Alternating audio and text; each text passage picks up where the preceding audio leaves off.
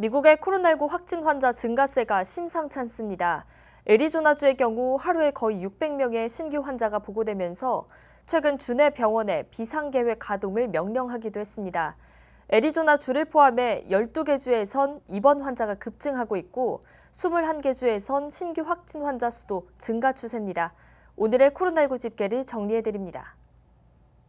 월도미터 기준 미국 내 누적 확진 환자는 208만 2,607명, 사망자는 11만 5,811명으로 집계됐습니다. 어제 미국의 코로나19 신규 확진 환자는 2만 852명, 신규 사망자는 982명으로 집계됐습니다. 한동안 1만 명대를 유지해오던 신규 확진 환자가 또다시 2만 명대를 넘어섰습니다. 다음은 조지아주 코로나19 현황입니다. 조지아주 보건당국의 6월 11일 2시 50분 기준 주내 확진 환자는 5만 4,973명, 사망자는 2,375명으로 집계됐습니다. 확진 환자 5만 4,973명 중 풀턴 카운티 5,031명, 귀넷 카운티 4,980명, 디켓 카운티 4,229명을 차지하고 있습니다. 주내 사망자는 2,375명으로 이 중 풀턴 카운티가 273명, 귀넷 카운티 150명, 디켓 카운티 139명을 차지하고 있습니다. 24시간 새 조지아주의 확진 환자는 993명 늘었고 사망자는 46명 증가했습니다. 이상 코로나19 집계였습니다. 경제 재개 이후 코로나19 재확산에 대한 우려가 커지고 있는 가운데 스티븐 무누신 연방 재무장관은 경제를 다시 봉쇄하는 일이 없을 것이라고 발언했습니다. 김용선 기자가 보도합니다. 스티브 무누신 연방 재무장관은 CNBC와의 인터뷰를 통해 미국이 경제를 다시 봉쇄하는 일은 없을 것이라고 말했습니다. 해당 발언은 경제 재개 이후 미국 내에서 코로나19의 2차 확산에 대한 우려가 늘어난 이후에 나왔습니다. 무누신 재무장관은 봉쇄로 인한 경제적인 피해뿐만 아니라 의료를 포함한 전체적인 영역에서 피해가 발생했다고 말했습니다. 그는 또한 추가적인 경기 부양책의 필요성에 대해서는 동의하지만 아직 케어스법으로 지정된 예산이 전부 사용되지 않았다며 좀 더 지켜봐야 하는 시기라고 말했습니다. 임금보장 프로그램 PPP에는 아직 1,300억 달러의 예산이 남아있으며 3,500만 명이 1,200달러의 경기 부양 현금을 아직 받지 못한 것으로 알려졌습니다. 무누신 재무장관은 이후 통과되는 경기 부양책은 피해를 받은 사람들에게 좀 더 집중되어야 한다고 말했습니다. But I think whatever we do going forward needs to be much more targeted, particularly to the industries and small businesses that are having the most difficulty. 무누신 재무장관은 사람들을 일터로 복귀시키는 것이 자신의 목표라고 밝히며 모든 사람들에게 현금을 다시 지급하는 것보다는 직장에 복귀하는 사람들에게 인센티브를 부여하는 것을 고려 중이라고 말했습니다. 공화당 내에서는 직장에 복귀한 사람들에게 현금을 지급하는 내용을 검토 중인 것으로 알려졌습니다. 한편 3조 달러 규모 경기 부양법안 히어로즈법이 상원에서 계류 중인 가운데 실업수당, 주정부 지원 등의 내용에서 양당이 합의에 이르지 못하면서 난항을 겪고 있습니다. 공화당 측은 경기 부양 법안에 대한 논의를 7월 말에나 시작할 것이라는 의사를 내비친 바 있습니다. KTN 뉴스 김용성입니다. 조지아 노동부는 주 실업수당 수령 기간을 최대 13주 연장할 것이라고 밝혔습니다. 노동부 측은 많은 실업수당 수령자들이 최대 기한에 다다르기 시작하자 연방정부의 팬데믹 긴급 실업 지원 프로그램 PEUC를 발동했다고 말했습니다.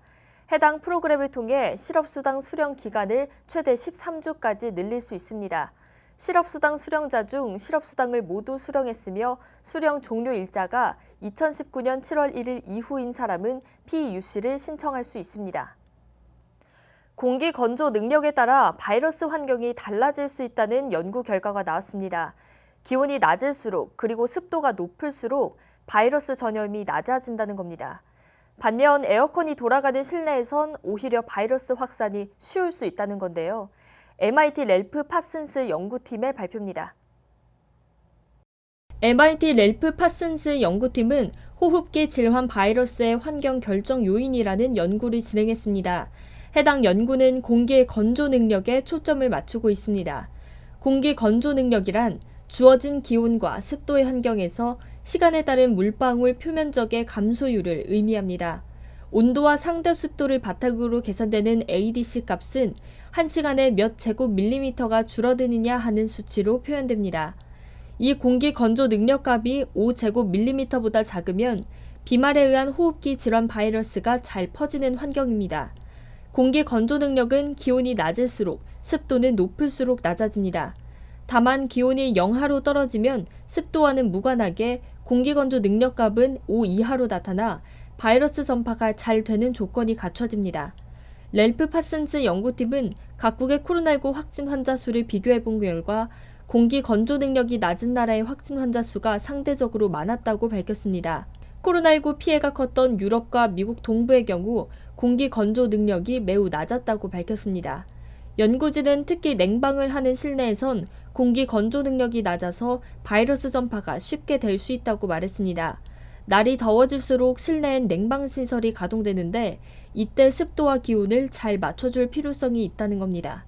랠프 파슨스 연구팀은 해당 연구는 실외 온도와 습도를 기준으로 공기 건조 능력을 계산했기 때문에 실내 환경의 공기 건조 능력 값은 냉난방으로 인해 크게 다를 수 있다고 말했습니다. KTN 뉴스 송여경입니다. 조지아주 대학들이 가을 학기 개강을 앞두고 여러 고심 중에 있습니다.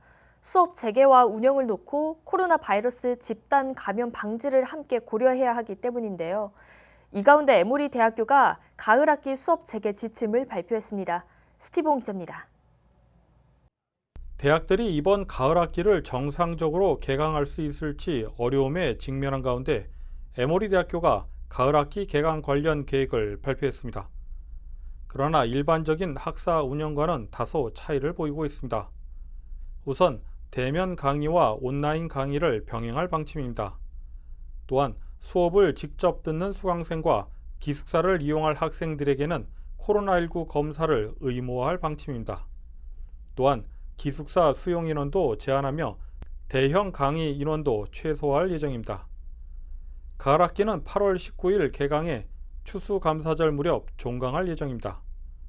이번 에모리 대학교 가을 학기 개강 관련 방침에 대해 코로나19 팬데믹이 아직 끝나지 않은 상황이 크게 작용했다는 분석입니다. 대학교는 학기가 시작되면 학생들로 인해 유동 인원이 많아지고 이로 인해 코로나 바이러스 집단 감염 등의 우려가 크게 작용할 수 있기 때문입니다.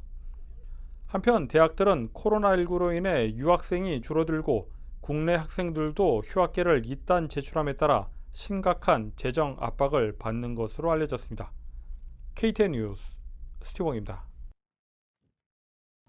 코로나19 사태로 인해 그동안 미결 상태로 남아있던 시민의 소리 측과 애틀랜타 한인회 사이의 법정 공방이 재개될 예정입니다. 해당 소송 관련 판사 재판이 오는 22일 귀넷 고등법원에서 열리게 되는데요.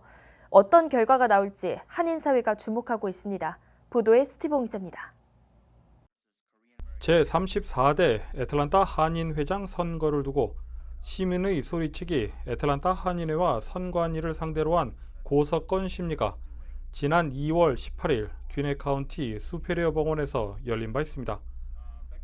이후 코로나19 사태로 인해 귀넷 카운티 법원은 법정 운영을 중단해 왔습니다. 법원의 계류적인 관련 소송이 오는 22일 오전 9시 판사 재판으로 다시 열립니다. 재판을 주재해온 워런 데이비스 판사는 원고 측과 피고 측에게 코로나19로 인해 양자간 중재가 어려울 것으로 예상, 일단 재판 일정을 잡고 이를 제기한다고 통보한 것으로 알려졌습니다. 따라서 피고 측인 유진리, 한국명 이성철 씨가 원고 측인 한인회와 선관위, 즉 33대 한인회장과 이사장, 그리고 선관위원장과 선관위원 등 4명 사이의 법정 공방은 다시 시작될 것으로 보입니다. KTN 뉴스 스티븐입니다. 오늘 준비한 소식은 여기까지입니다. 시청해주신 여러분 고맙습니다.